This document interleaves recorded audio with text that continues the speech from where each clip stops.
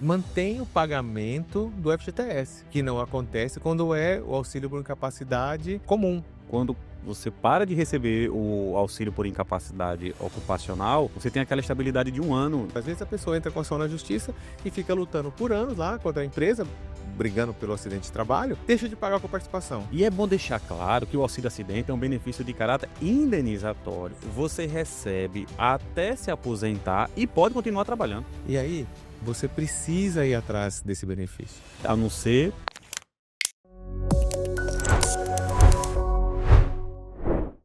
Olá pessoal, sejam bem-vindos a mais um episódio do podcast Descomplica Direito, do escritório Fábio Ribeiro Advogados. No nosso podcast nós tentamos sempre traduzir de forma bem simples e clara as leis, as nossas regras, para que a pessoa conheça seus direitos e saiba lutar por eles. No episódio de hoje, nós vamos conversar sobre os benefícios por incapacidade, sobre o acidente de trabalho, sobre o auxílio acidente e também sobre os direitos que a pessoa que tem uma doença ocupacional ou que sofreu um acidente típico de trabalho, que essa pessoa possui em relação ao empregador e também em relação ao próprio INSS, né? Então, para iniciar o tema, gente, o que pode ser considerado um benefício ou um acidente de trabalho? Então, antes da gente falar sobre os benefícios, é importante realmente a gente destacar o que é um acidente de trabalho, o que é considerado um acidente de trabalho.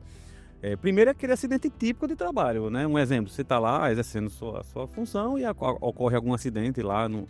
E isso é realmente considerado acidente de trabalho. Um outro ponto é quando você está no trajeto, indo ou saindo do trabalho, caso você sofra um acidente também, considerado acidente de trabalho. E outro ponto é quando você adquire uma doença em função das suas atividades, e essa doença vem a te incapacitar, aquilo ali, como alguns peritos falam, Fábio, o trabalho agudizou, né? E aí você já poderia até possuir aquela patologia, aquela doença, mas se o seu trabalho atuou como concausa, também é considerado um acidente típico de trabalho. Então, seja aquele que você desenvolve do zero, né? Você entra na empresa e você passa, por exemplo, uma manicure, né? Que foi contratada, ela não tem nenhum problema nos braços e tal, e ela começa a trabalhar, ali ela desenvolve ali aquela a tendinite, né? Síndrome do túnel do carpo. Como ela não tinha nada antes, ali uma doença ocupacional desenvolvida diretamente na função. Agora, se ela já tinha esse problema, né? E aí ela está trabalhando, por exemplo, como digitadora, e aí como digitadora a empresa não segue ali aquelas regras, né, de ginástica laboral, né, como lá a prevenção, e ela vem a desenvolver essa mesma doença novamente, a atividade atuou como concausa, né? E ela vai ter direito, vai ser considerada também doença ocupacional. E a legislação prevê todas essas 3 modalidades, sabe? Todas. E aí, nesse caso, há uma diferença grande em termos de benefício previdenciário. Se você vai receber, por exemplo, um auxílio-doença ocupacional ou não, né? Há uma diferença não no valor do benefício. Exceto no caso de aposentadoria, né? Isso, exceto no caso de aposentadoria por invalidez. Auxílio-doença, o que chama o 31, que é o normal, e o 91, o valor do benefício é o mesmo. E muita gente tem essa dúvida, Fábio. Se fosse dentro de trabalho eu vou ganhar mais. No auxílio-doença, não. Né? Que hoje é o auxílio por incapacidade temporária, né? Mas existem benefícios, Marcos, aí no 91, né? No auxílio-doença. E é importante destacar o papel da empresa, né, Diego, na comprovação desse nexo de causalidade, nesse acidente típico, né? Acidente de trabalho. A empresa ela tem a obrigação de fornecer a carta. Isso vai ajudar muito o segurado a comprovar exatamente se o benefício vai ser acidentário ou o previdenciário, que é o 31, né? Mas assim, na prática, né, qual é o efeito que um benefício, uma doença ocupacional ou um acidente de trabalho gera em relação às obrigações da empresa e aos direitos do trabalhador, sem falar antes de falar do benefício previdenciário? Bom, a gente sabe que quando você sofre um acidente de trabalho, você desenvolve essa doença ocupacional, decorrente da sua atividade, você é afastado pelo INSS, né? E a empresa mantém o pagamento do FGTS. Exato. O que não acontece quando é o auxílio por incapacidade comum, né? Aí a empresa é desobrigada de pagar o FGTS da pessoa, de recolher o FGTS da pessoa. Uma outra coisa importante também é com relação aos planos de saúde. Algumas empresas fornecem o plano de saúde para o trabalhador. Quando está previsto na convenção coletiva que mesmo quando a pessoa se afasta, está afastada pelo acidente de trabalho, a empresa é obrigada a manter o plano de saúde, a pessoa tem que ficar atenta que ela tem as obrigações a cumprir também. Ela vai ter direito ao plano de saúde? Vai, mas ela também tem que pagar a coparticipação quando é o caso, quando é exigida. Às vezes a pessoa se afasta e fala, não precisa pagar nada porque a culpa aqui não foi minha. Mas veja, o plano de saúde que você aderiu prevê que você tem que pagar a coparticipação. E nós temos visto algumas situações assim que são terríveis para o trabalhador. Às vezes a pessoa entra com ação na justiça e fica lutando por anos lá contra a empresa, brigando pelo acidente de trabalho, e deixa de pagar a coparticipação. Aí, no momento crucial que ela está acostumada com aquele plano, que ela precisa fazer exames, o plano manda a notificação, estou cortando o seu plano de saúde porque você não pagou a coparticipação, tem aqui R$20 mil de coparticipação não pagas. E aí? Como é que a pessoa fica, né? Então, olha, é importante que o trabalhador saiba que o plano de saúde e a coparticipação precisa ser paga. Um outro benefício que não pode deixar de esquecer é a estabilidade de um ano. Quando você para de receber o auxílio por incapacidade ocupacional, você tem aquela estabilidade de um ano que o empregador não pode demitir, a não ser por justa causa, né? Perfeito. A não ser que seja por justa causa. É bom destacar que não é porque você recebeu o auxílio por incapacidade temporária acidentária, você vai poder chegar na empresa durante esses 12 meses E fazer o que quer. Não, longe disso. Você tem que manter a sua produtividade, você tem que manter... Cumprir as regras. Cumprir as regras das empresas para poder continuar. Se comprovar que você cometeu alguma falta grave, né, Fábio? Sim. A empresa ela pode automaticamente, comprovando isso, demitir. Então é importante destacar, como bem Diego falou, que a estabilidade é para fins de rescisão. Agora, se você praticar alguma falta grave, automaticamente sofrerá as penalidades, né, Fábio? Não, e já entrando nesse lado aí do benefício previdenciário, veja só outra coisa que as pessoas não entendem e ficam assim indignadas, né? Que infelizmente quando você se aposenta por invalidez decorrente do acidente de trabalho ou não, o contrato de trabalho fica suspenso. Não encerra ali. Você até consegue sacar seu fundo de garantia, mas a empresa não é obrigada a pagar a sua rescisão, porque a aposentadoria por invalidez não é considerado um benefício definitivo, uma situação definitiva. Sempre se espera que em algum momento o trabalhador possa recuperar a capacidade de trabalho e voltar a trabalhar. Sim. Essa conscientização que é muito importante, né? Porque, sempre eu atendo clientes que falam, doutora, aí quando é que eu vou receber meus tempos? Que eles falam assim, né? Quando é que eu vou receber meus tempos? Bom, se você está afastado e tem alguma coisa a reclamar, precisa reclamar dentro do prazo. Senão você vai acabar prescrevendo todas as suas verbas. Exatamente. E até, lembrando só uma coisinha aqui. Qual é o direito de quem se aposenta por invalidez numa rescisão, né? Se fosse ter realmente, assim, fosse receber a rescisão, a empresa resolver, não, vou pagar para você. A empresa pode fazer isso também, ela pode pagar sem problema nenhum, né? Mas o que ela pagaria para você? Bom, seguro-desemprego não paga, porque você já recebe o benefício previdenciário, você não pode receber concomitantemente seguro-desemprego e benefício previdenciário. Perfeito. Aviso prévio também não paga. Aviso prévio é para que você foi criado para que você tenha um tempo para procurar um novo emprego, né? Também não paga. Férias proporcionais, se você tiver mais de 12 meses de afastamento, também não tem direito. Aí você vai ter direito ao quê? Férias vencidas, 13º proporcional e só. Mas agora você vê, olha a importância de você comprovar que realmente foi uma doença ocupacional ou acidente de trabalho, o valor do benefício. Para você que acabou se aposentando por invalidez, que é a aposentadoria por invalidez ocupacional, o valor do benefício é totalmente diferente do outro, da aposentadoria por invalidez comum. No acidente de trabalho, na doença ocupacional, você recebe 100% do valor da sua média, né? Na outra, não. Você vai receber um proporcional ao tempo de contribuição. E isso, muitas vezes, é uma diferença gigantesca, né? E é mesmo. Na verdade, há um inconformismo e há discussões aí, há teses para serem julgadas relacionado a esse ponto. Como é que o aposentado por invalidez acidentária e o aposentado por invalidez previdenciário pode ter uma RMI tão distinta? Uma renda inicial, né? E até porque pô, na prática é o mesmo benefício. Exato. Né? As causas são diferentes, mas o fato gerador é diferente, mas o mesmo valor, a mesma contribuição que você faz como segurado serve para qualquer benefício, para auxílio por incapacidade temporária ou até pela aposentadoria por invalidez, né? Por deficiência, né? Ou, desculpa, por permanente, né? E outro ponto que é bom ficar claro é que às vezes a pessoa não se aposenta, né, por invalidez. Recebe o auxílio por incapacidade temporária na modalidade acidentária e retorna ao mercado de trabalho, retorna às suas atividades. Existe um benefício que essa pessoa pode solicitar, né, quando você retorna ao mercado de trabalho e aquela lesão acarretada pelo acidente de trabalho lhe trouxer uma diminuição da sua capacidade de laborar, né, de trabalhar, automaticamente o INSS deve conceder o benefício chamado auxílio acidente. Isso aí é algo que muita gente não sabe. Um grande exemplo, doutor Fábio, a pessoa ela trabalha como servente de pedreiro, perdeu 3 dedos.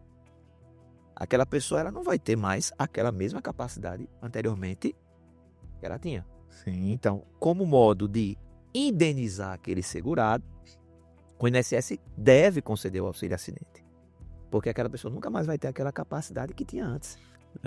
Isso aí, como você falou, bem destacou aqui, ela não tem mais a mesma capacidade para aquela função que ela exerce, né? Exato. Que ela estava exercendo. Quer ver uma coisa diferente? Vamos pegar um motorista de ônibus que tem um problema de audição. Não, esse aí não vai poder subir esse carro, mas vamos pegar um motorista de táxi que seja empregado de uma empresa. Ele não pode mais trabalhar naquela função, né? Por causa da audição. Mas ele pode trabalhar em outra atividade. Então, o que o INSS faz? O que está previsto na nossa legislação? Que ele passa pelo setor de reabilitação profissional. Então, o INSS encaminha, ele prepara ele para que ele exerça uma outra função, né? Então, para aquela função que ele estava, já não pode. Agora, se ele é um professor, e aí esse professor perdeu os 3 dedos da mão, como você usou, qual foi a limitação que gerou aquele professor em sala de aula? Nenhuma. Ele continua com o intelecto preservado e ele não carrega peso, ele não faz força, né? Então, assim, para o professor, não vai ter, ele ficou com a lesão, perdeu os dedos, mas não vai ter direito a esse auxílio acidente, não é isso? Exatamente. E outro ponto, né, foi até um caso concreto que chegou ao escritório, foi de uma professora De Libras. e teve o dedo, né, Diego? Na verdade, Paralisia. ela teve algum probleminha, não sei agora, eu não lembro, mas ela teve algum probleminha que ela não conseguia mais Foi uma cirurgia, eu acho. dobrar esse dedo. E na função dela, esse dedo não dobrado, ela não consegue Traduzir, né? traduzir muita coisa. Então, ela até relatava assim, veja, eu até consigo me virar se a pessoa entender que eu tenho essa limitação. Mas nem sempre a pessoa vai entender que eu tenho essa limitação. Por exemplo, se ela for contratada, como tem hoje nesses shows, aqueles intérpretes ali, ela sem movimentar esse dedinho para baixo, ou seja, A vaga não vai ser dela, não vai. de quem não tem a limitação. Então, ela ganhou o auxílio acidente. E é bom deixar claro que o auxílio acidente é um benefício de caráter indenizatório. Você recebe até se aposentar e pode continuar trabalhando. Você pode receber o auxílio acidente e voltar ao mercado de trabalho normalmente. E as suas remunerações, Sim. né? Mas nós falamos muito do auxílio por incapacidade, né, acidentária, auxílio acidente, mas é bom destacar para o segurado. O auxílio acidente ele é um benefício que é concedido para acidente de qualquer natureza ou acidente de trabalho. Então, por exemplo, você está jogando bola, por exemplo, você não é jogador de futebol, claro, mas está jogando bola lá. Fraturou, tem uma fratura exposta ou qualquer outro problema e você ficou com uma sequela na perna. Automaticamente, você pode receber o auxílio acidente comprovando a sua redução da capacidade laboratória. Porque a legislação é clara, é acidente de qualquer natureza. Então, aqui, esse servente de pedreiro que você falou aí, se ele tiver uma fratura e deixar uma sequela que ele não tem mais firmeza na perna, como é que esse cara vai carregar o peso, né? Sim. Então aí, mesmo que não for acidente de trabalho, ele pode continuar na empresa em outra função, porque não pode ficar na mesma função também, né? Sim. E receber o salário dessa função, mais o auxílio acidente que o INSS vai pagar para ele, né? E é bom deixar claro também, Diego, Sara, Fábio, a questão da isenção da carência para o benefício acidentário, né? É um que bom. é diferente. Até a questão da espécie do benefício faz com que o segurado tenha ou não a isenção dessa carência, que hoje, para o segurado que inicia a sua vida previdenciária, agora a legislação exige 12 meses. Você sofreu um acidente de trabalho, basta você ter anotado a sua carteira de trabalho no dia. Você anotou hoje, voltando para casa, sofreu um acidente de trabalho. Você vai ter direito a esse E só para deixar claro, o que é carência, né? Quer dizer, a pessoa não fala. Carência é um número mínimo de contribuições que você deve ter para conseguir receber um benefício junto lá ao INSS. Então, como o Marcos falou, em caso de acidente de trabalho, você pode ter um dia de trabalho, né? Porque o que é o acidente de trabalho? É algo que você não prevê. É algo imprevisível. Então, como é que você vai prever um acidente? Por isso que a legislação destaca a inexigibilidade, né? A não necessidade de cumprir aqueles 12 meses para receber o auxílio por incapacidade. Perfeito. Então, e aí outra coisa importante também que as pessoas precisam observar é que quando você sofre esse acidente, né, quando você sofre essa doença ocupacional, você precisa se cercar dos exames, dos relatórios médicos, de forma que se a empresa entender que não foi um acidente de trabalho, ou se a empresa entender que não é uma doença ocupacional, você tem meios de contestar isso, né? Geralmente as empresas ficam com muito receio de entregar uma CAT, porque ela sofre sanções. Primeiro, ela vai ter que ficar pagando o FGTS da pessoa mesmo que ela afastado. Segundo, porque tem aquela avaliação, né, da empresa, o risco de acidente de trabalho da própria empresa, e aí o INSS cobra uma taxa maior, uma contribuição maior sobre a folha de remuneração, folha de pagamento dos funcionários. Ela cobra um valor maior a cada acidente de trabalho que seja comprovado. Então a empresa ela não quer, ela tenta fugir de todos os meios dessa CAT, de entregar a CAT, de reconhecer. E aí você precisa ter esse cuidado. Sofreu um acidente típico, tá lá trabalhando, escorregou, quebrou uma perna, olha, vai pela SAMU, pegue o relatório, pega a hora que você entrou, pega o prontuário médico. Temos um caso desse, Fábio, interessante. A empresa se negou a emitir a CAT, a gente conseguiu comprovar judicialmente pelo prontuário, onde consta lá que a SAMU fez o atendimento inicial dele na empresa. Pois é. Através dessa pequena prova, a gente conseguiu comprovar lá judicialmente que foi um acidente de trabalho. Enfim, muitas empresas seguem a regra à riscas, vão lá, realmente cuidam do trabalhador, dão aquela atenção para o trabalhador, né? Mas muitas não se preocupam e só vai saber quem é quem depois que acontece o acidente. Então, por isso tem que ter essa precaução toda.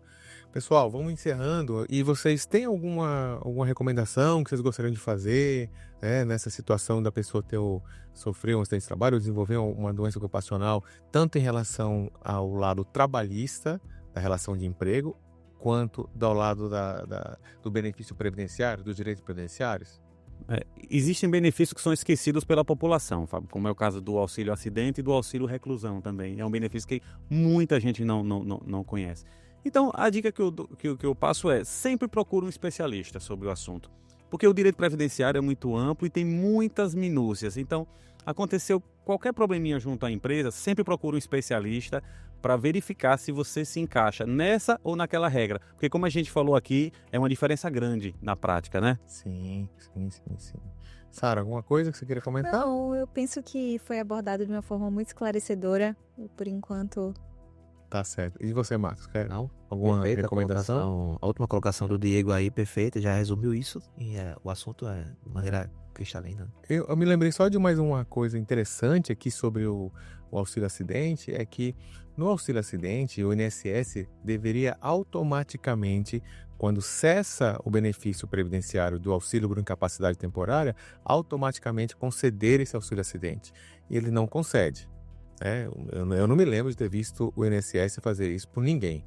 E aí, você precisa ir atrás desse benefício. E sabe, um reflexo muito bom é que se você tem o auxílio acidente e você está trabalhando, recebendo o seu salário lá, esse auxílio acidente, esse valor do auxílio acidente, como é uma verba indenizatória, enquanto você estiver contribuindo de outra forma, ele soma os valores das contribuições, e na sua renda de aposentadoria ou na renda de um outro auxílio-doença, ela vai aumentar o valor do seu benefício. Então, é uma coisa muito interessante que vale a pena correr atrás. Muita gente deixa para lá, mas vale a pena correr atrás. Então, vamos encerrar aqui mais um episódio, né? E eu agradeço muito aí a audiência de vocês. Espero que nós tenhamos tirado as suas dúvidas sobre os sistemas, né? E se ficou alguma dúvida ainda, deixe nos comentários a sua dúvida, que nós vamos procurar responder para você de forma bem rápida, clara, né? E explicando os seus direitos, tá? Mais uma vez agradeço a audiência e se você gostou, peço que você compartilhe, né? Que esses assuntos se espalhem, esse conhecimento se espalhe para o maior número de pessoas possível e você vai estar ajudando muita gente ainda, viu? Então, um grande abraço para vocês e até a próxima. Até a próxima. Até a próxima.